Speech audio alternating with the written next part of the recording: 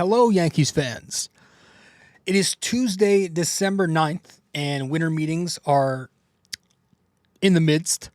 Nothing yet from the Yankees front, but I'm having a good time watching all these other teams make some deals. Devin Williams is a Met, Edwin Diaz, now a Dodger, of course. There's a lot of stuff going on, just not in the Bronx. But there could be some stuff going on in the Bronx soon. And that is what we're going to dive into in this episode, as you can see by reading the title of this episode. Now, who, right? That's what we're going to discuss. There is a gentleman who pitches currently in the National League. And with just a lot of the stuff you've been hearing about the Yankees and payroll and the market and, the potential lockout that's coming, the Yankees might not be looking to add a gigantic contract soon. So it seems like their, big move this offseason could come via trade. And not, paying for somebody. And one of the guys, obviously the Yankees need to add to their rotation, right? It is a rotation that is banged up and bloodied, and we'll talk about that. But one of the players that the Yankees are considering is a soon-to-be 27-year-old, good, talented left-handed pitcher. Some would call him a young ace, or definitely has the upside to be that. Excuse me. And he's under control for 3 more seasons. And that is former top prospect MacKenzie Gore. We're going to talk about MacKenzie Gore in this episode. So stay tuned, tune in, and we'll be right back in just a minute as I get some water, and we'll talk about this guy and how he could potentially be a Yankee soon. Stay with us. Quick break here, guys. Stay connected with BD4 on social media. Follow us on Instagram and X at BD4Pod, and find us on Facebook by searching BD4. Don't miss out. Join the conversation.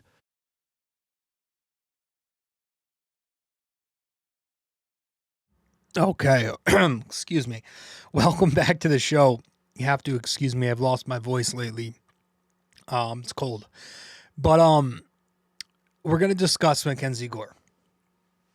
He is a former top prospect, and I'm talking about not just in the system. He was a top prospect in MLB Pipeline's top 100, right? I believe in 2018 and in 2019, he was top 20 in all of baseball. And then in 2020-21, he was top 10 in all of baseball, but he was the number 1 pitching prospect in baseball, both in 2020 and in 2021. So this is a kid with legitimate upside. He is 4 years into his MLB career now, where he has a 4.19 ERA and a 4.02 career FIP, 10 strikeouts per 9 on average, and 3.8 walks per 9 on average in his MLB career.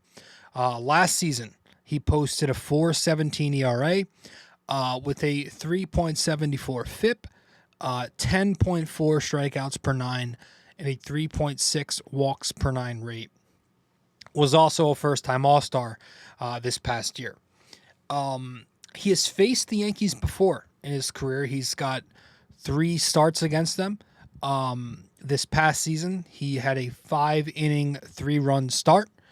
In 2024, he had a 6 innings, 2-run start. In 2023, he had a 4 innings, 6 runs, 2 earned runs start. So pretty solid against the Yankees, 4.20 ERA combined in those 3 appearances. But yeah, if the Yankees were to acquire somebody like MacKenzie Gore, I think I would be excited, because under an excellent pitching development staff, I feel like there's a lot more hope that the Yankees can tap into his upside than, under the Nationals, where they notoriously, and I'm talking notoriously, have one of the worst pitching development staffs out there. They are well behind in their analytics department regarding pitching, and the Yankees are much more advanced. I feel like the Yankees could tap into them, much more. I mean, we're talking about a guy who's got very good stuff. You know, he generates velocity. He's got some break on his pitches, gets strikeouts, swings and misses, gets chase, all at high levels. This past season, MacKenzie Gore, 66th percentile in fastball velocity, 79th percentile in breaking ball run value, 80th percentile in K rate, 80th percentile in whiff rate, and 70th percentile in chase rate. So very good numbers there when you look into the peripherals.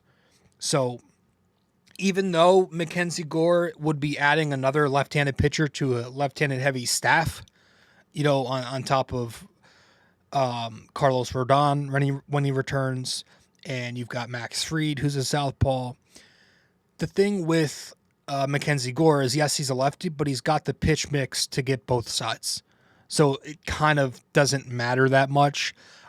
His slider is a great pitch. He throws it 12% of the time. Obviously, this is a pitch that he uses to get lefties with. 96% of the time he throws that slider, it's to left-handers.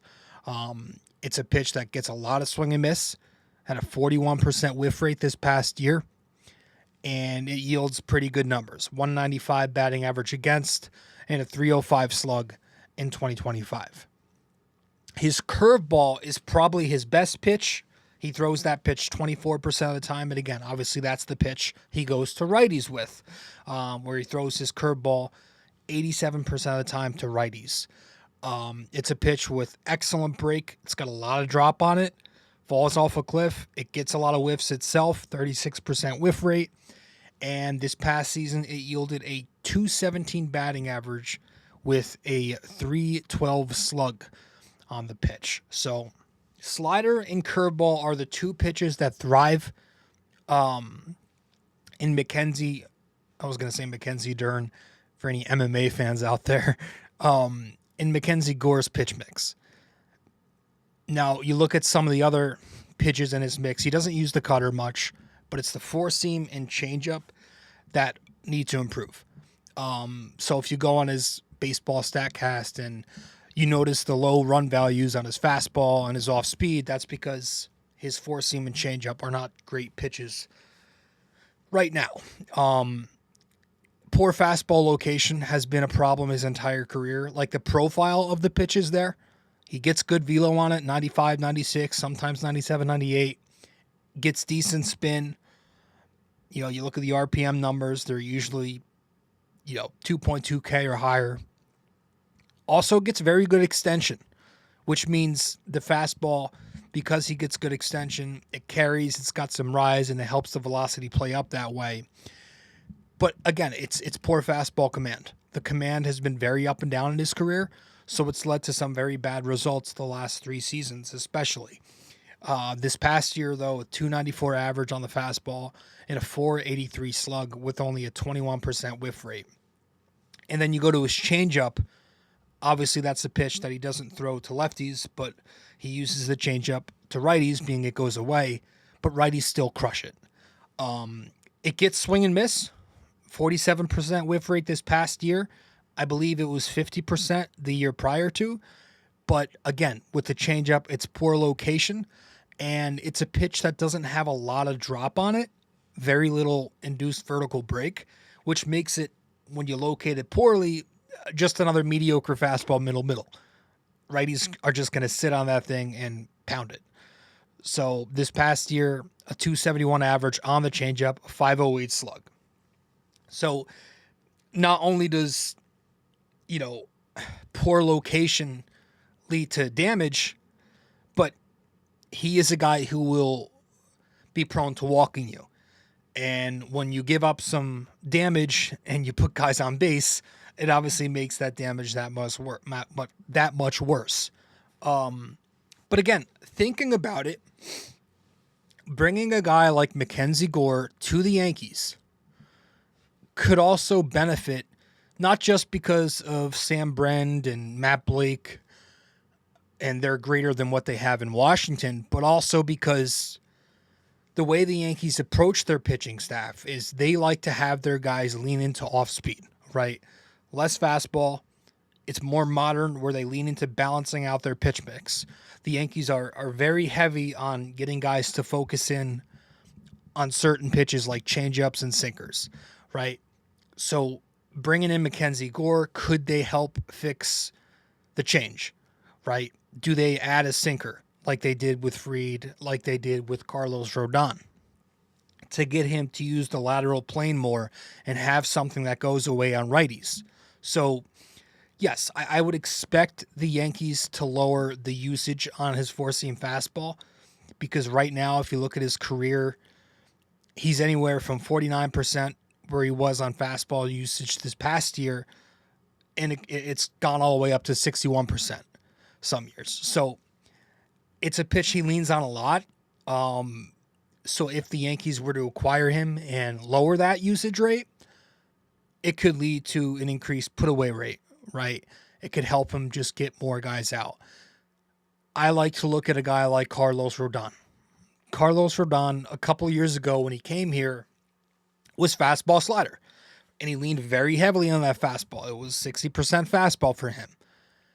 With the Yankees, he's come here. The velo has dropped on the fastball, and it's led to some poor results in his first 2 seasons with it. But that's because his pitch mix when he first came here wasn't that deep. But once the Yankees had Rodon lean into the changeup a little more and add that sinker that he now throws, right, that one-seamer, it's made his four-seam fastball that much more effective despite the dip in stuff on it. So I think you could see a similar case with MacKenzie Gore where the Yankees tinker with that pitch mix and add some things and lessen the workload on the fastball to get him to be more effective and less predictable. So he's a guy I would be open to trading for.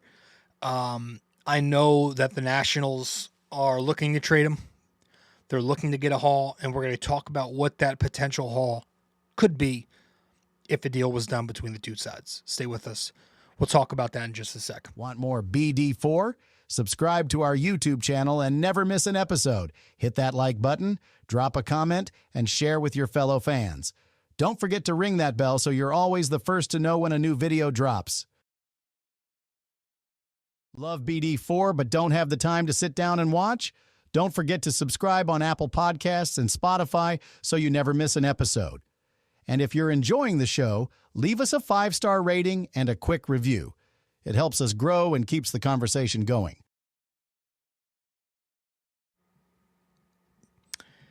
Oops, here we go. All right.